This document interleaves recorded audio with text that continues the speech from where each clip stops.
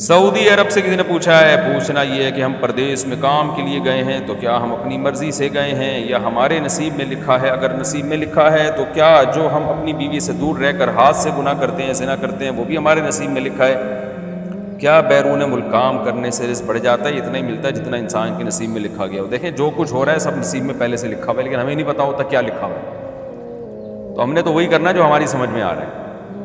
تو یہ تو اللہ کے علم میں ہے کہ کیا لکھا ہوا ہے، آپ نے تو وہ کرنا جو آپ کی سمجھ میں آ رہا ہے۔ آپ برا کریں گے آپ کو سزا ملے گی، اور سزا بھی نصیب میں لکھی ہوئی ہوگی۔ آپ اچھا کریں گے تو اس کو آپ بدلہ اچھا ملے گا، اور وہ اچھا بدلہ بھی آپ کے نصیب میں لکھا ہوا ہوگا۔ تو آپ نے گراؤنڈ ریئلٹی کو دیکھ کے فیصلہ کرنا ہے کہ میں نے کیا کرنا ہے۔ تو اگر آپ بیرون ملک رہ کر اپنے ملک میں آپ نہیں کما سکتے اور بیوی بچوں کے ضروری خرچے پورے نہیں کرتے تو مجبوراً بیرون ملک جانا پڑتا ہے آپ کو۔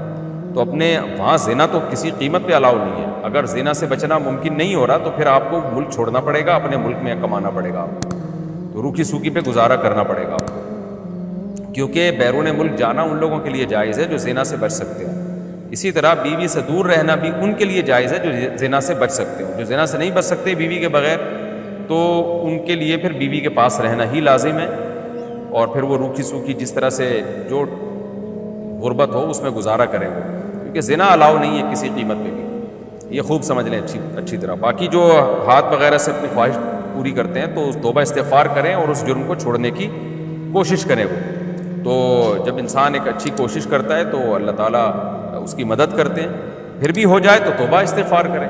لیکن زنا تو کچھ بنتا ہی نہیں ہے نا، زنا کا تو زنا تو بہت بڑا گناہ ہے، ہینڈ پریکٹس بھی گناہ ہے، لیکن ظاہر ہے زنا جتنا گناہ تو نہیں ہے، تو وہ بھی دونوں گناہ ہیں، دونوں چھوڑنے ہیں۔ لیکن زنا تو اس پہ تو شریعت نے 100 کوڑے رکھے ہیں، شادی شدہ زنا کرے تو اس پہ تو رجم رکھا ہے، بہت زیادہ بڑی سزا ہے زنا کی۔ تو اس لیے آپ ایسی صورت میں پھر آپ کو چاہیے اپنے ملک میں ہی رہیں، پھر اللہ پہ اعتماد اور توکل کریں کہ جو رب وہاں رزق دے سکتا ہے یہاں بھی دے سکتا ہے، تو یہ ہے توکل کا موقع۔